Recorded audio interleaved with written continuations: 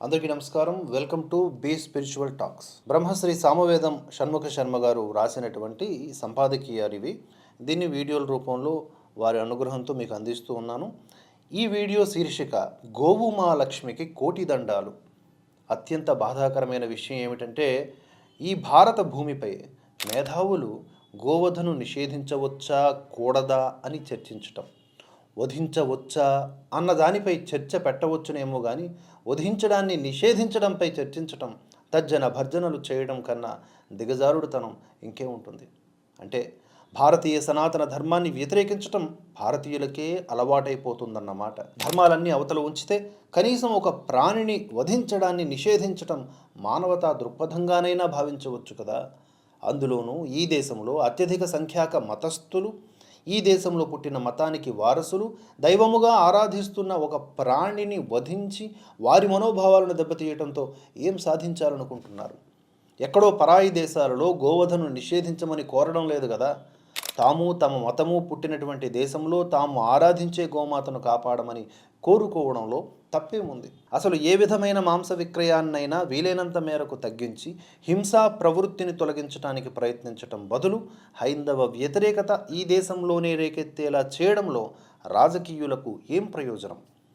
భారతీయ సనాతన ధర్మ రక్షణలో ఏ అంశాన్ని ప్రస్తావించినా అది ఒక రాజకీయ పార్టీకి, రాజకీయ లబ్ధికి చేకూర్చుతుందేమోనన్న భయంతో ప్రాచీన భారతీయ సంస్కృతికి చెందిన ప్రతి అంశాన్ని తోలనాడటం ఒక అలవాటైపోయింది. ఇటీవల ఒక కాంగ్రెస్ ఎమ్మెల్యే చేసినటువంటి కామెంట్స్ మనం చూసాం కదా. ఎంత దారుణంగా అక్కడ ఉన్నటువంటి అర్చకుల్ని, బ్రాహ్మణుల్ని, హిందుత్వాన్ని దూషించాడు.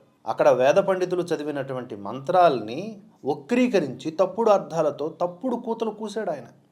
అలాంటి పరిస్థితిలో ఉన్నాం. ఈవెన్ మీడియా కూడా సాంస్కృతిక బాధ్యతను విస్మరించి రాజకీయ పబ్బాలు గడుపుకుంటోంది. రామాయణ భారతాదులను, వేదాలను మత గ్రంథాలుగా కాక ఈ దేశపు సాంస్కృతిక అంశాలుగా ఎందుకు పరిగణించరు? అనాదిగా ఈ నేలపై ఉన్న ఆచార వ్యవహారాలు, కట్టుబొట్టు భారతీయ అంశాలుగా పరిగణించి పక్కన పెట్టేస్తే ఈ సంస్కృతి ఏ దేశాన్ని తన మాతృభూమిగా భావించుతుంది? తను వర్ధిల్లిన నేలపైనే తనకు మనుగడ లేకపోతే సంస్కృతికి పురోగమనం ఎక్కడుంటుంది? ఇంకా ఇది భారతీయత అని చెప్పుకోవడానికి ఏం మిగిలి ఉంటుంది? మన రామాయణాదులని గౌరవించేటట్లయితే అవి గౌరవించిన గోవుని మనం పూజించవలసినదే. పరాయి వారి పాదాక్రాంతమై బ్రతికిన రోజుల నుండి బయటపడి ఇన్నేళ్లు గడుస్తున్నా ఇంతవరకు సంపూర్ణ గోవధ నిషేధాన్ని సాధించలేదు సరికదా.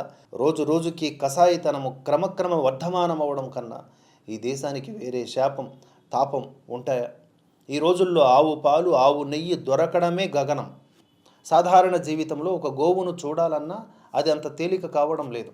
అలాంటిది కసాయి వారి కత్తులకు అన్ని గోవులు ఎలా లభిస్తున్నాయో?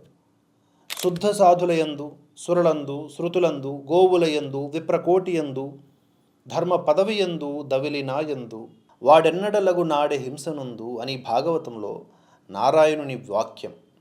అమ్మ తరువాతి స్థానాన్ని ఆవుకి ఇచ్చి ఆవును గోమాతగా ఆరాధించే ఈ పుణ్య ధరిత్రికి గోరక్తం నిత్యం తాకుతుంటే భూమాత కడుపు మండి కంపించదా?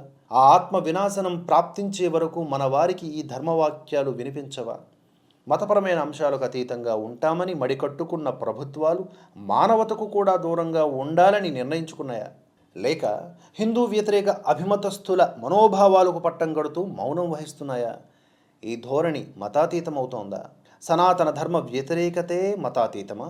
మతానికి ఏమాత్రము సంబంధం లేని ఈ దేశానికి చెందిన ఆయుర్వేదమే గోపంచకాలకు ఇచ్చినటువంటి విలువ మనకు తెలియదా?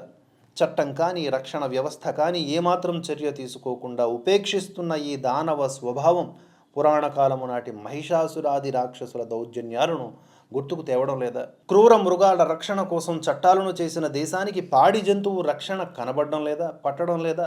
ఇది ఏ పరిషత్తు పక్షాననో ఏ సంఘం తరపునో అడుగుతున్నటువంటి ప్రశ్న కాదు. భారతదేశంలో పుట్టిన వ్యక్తిగా, ఈ సనాతన ధర్మంలో ఊపిరి పోసుకున్న మనిషిగా వ్యక్తీకరిస్తున్న వేదన ఇది. గోవింద, గోపాల అని భజనలు చేసేవారెవరైనా ఆ గోజాతికి జరుగుతున్న అన్యాయం గురించి కాసింతైనా ఆలోచిస్తున్నారా? పెద్ద స్థాయిలలో కోట్లాది ఆస్తులతో తమ ఆధ్యాత్మిక పీఠాలను వెలిగించుకుంటున్నటువంటి స్వామీజీలు, హైందవ దేవత ఆలయాల ఆదాయముతో అభివృద్ధి సాధిస్తున్న దేవాదాయ శాఖలు ఇవేవి గోరక్షణ కోసం ఏమాత్రం కృషి చేస్తున్నాయి? చివరకు ఈ దేశంలో హిందువుగా పుట్టిన వ్యక్తుల్లో ఎంతమంది గోసేవ కోసం కాసింతైనా సమయాన్ని ధనాన్ని వెచ్చిస్తున్నారు? బాధాకరమైన విషయం ఏమిటంటే ఈ గోమాంస వ్యాపారంలో కొందరు హిందువులు కూడా ఉన్నారన్న వార్తలు వినవస్తూ ఉండటం. మన అమ్మని గోవుని కాపాడుకోవడానికి మన వంతు కృషి మనం చేయాలి. వాస్తవాలను పరిశీలించండి. గోవధ నిషేధం రాజకీయ అంశం కాదు, అది మానవతా అంశం, భారతీయ సంస్కృతికి చెందిన అంశం. మరొక విచారకరమైన హాస్యాస్పదమైన విషయం ఏమిటంటే తెలుగు భాషకు చెందిన ఒక ప్రముఖ దినపత్రిక మొదటి పేజీలో గోవధ నిషేధానికి చెందిన ఒక కార్టూను ప్రచురిస్తూ ఒక వృషభం డాక్టర్ వద్దకు వెళ్ళి తనకు సెక్స్ మార్పిడి చేయించమని అడుగుతున్నట్లుగా చిత్రించారు.